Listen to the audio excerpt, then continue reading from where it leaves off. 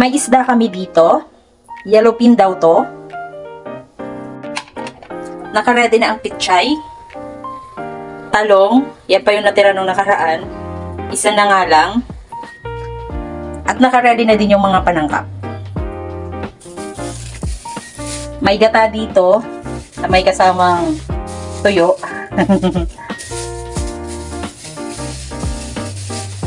Ayan. Tikong ata, adi.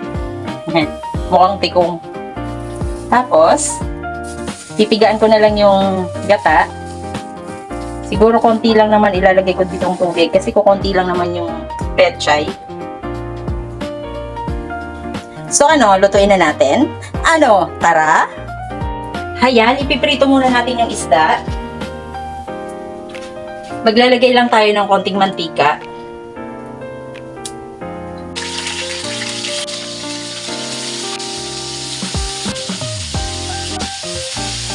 Hindi naman actually pritong-prito, yung iba-brown lang natin ng konti.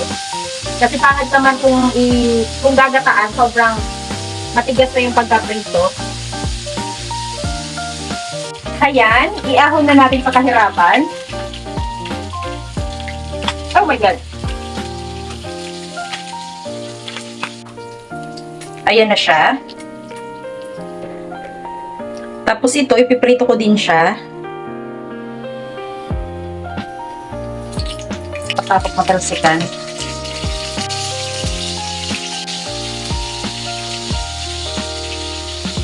Ayan, naprito ko na siya. Set aside muna natin to. Lalagay ko na ang mga sangkap.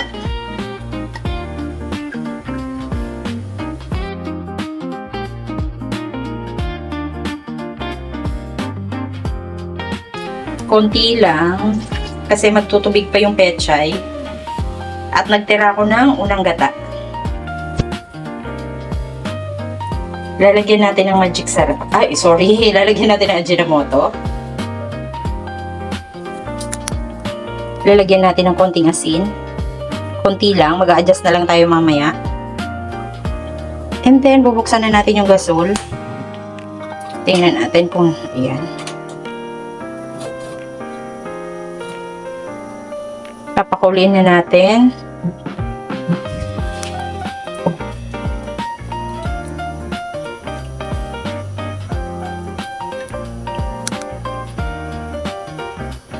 Maglalagay tayo ng paminta.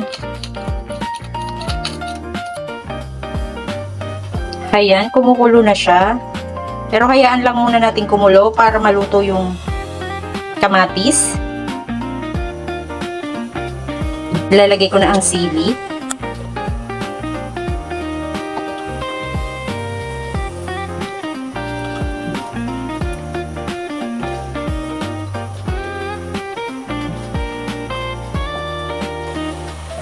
Tapos ilalagay na natin yung isda.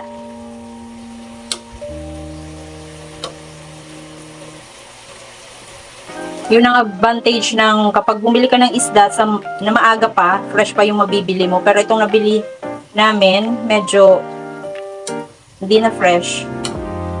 Kaya sinadya ko talagang iprito muna.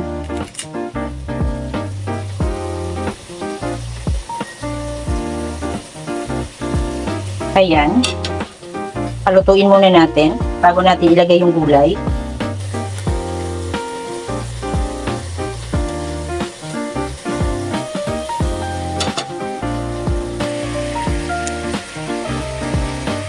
Ilalagay ko muna yung pechay bago ko magdadagdag ng pangalawang gata. Ay, yung unang piga. Kasi ito alam ko magtutubig tong pechay eh.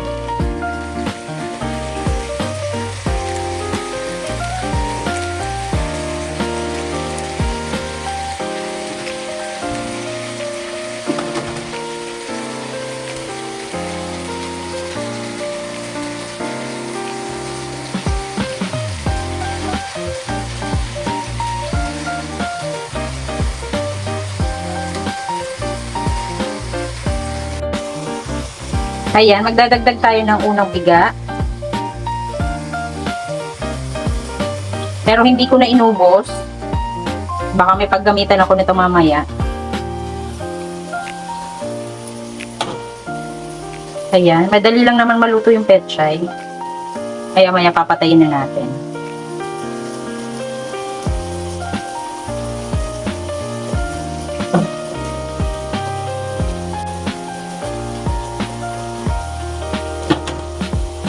Medyo matabang, magdadagdag na lang ako ng konting patis.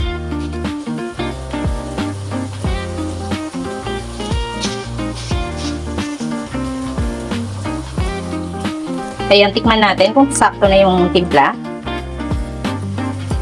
Ayan, masarap na. Ayan, patayin na natin yung gasol. Mag-prepare na tayo for lunch. Meron kanin dito na malamig. Yan muna ang kakainin namin kasi yung mga bata mamaya pa yung kakain. Yung isa nga tulog pa, yung isa naka-online. So kami muna ang kakain, saka na lang ako magsasaing.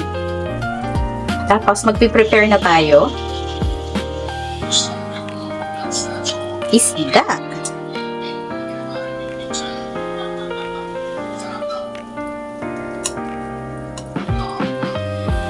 Kami lang na naman ito mag-i-enjoy. Kasi yung isa hindi kumakain ng gulay, hindi kumakain ng isda. Si Ale pwede pa. Pero si Kuya, hindi talaga. Tapos lalagyan natin ng talong na prinito natin kanina.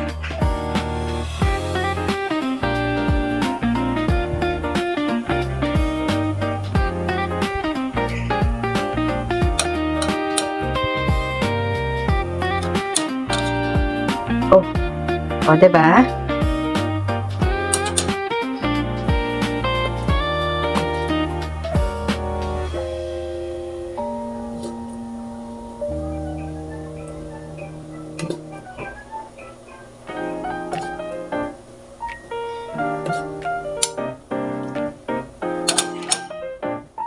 Ano, kain na tayo? Luto natin. Kain na tayo. Uno pakhadi, magkaon na kita. Ito na ang ulam natin. Malamig sa kanin. Malamig pa, sasamahan nyo. Yan, sili. Hindi kumpleto ang kain kapag walang sili. Isda. Pechay. Talong. First bite tayo.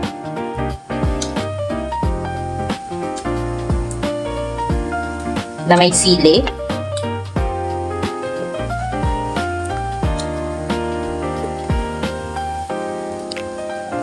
Paggata talaga.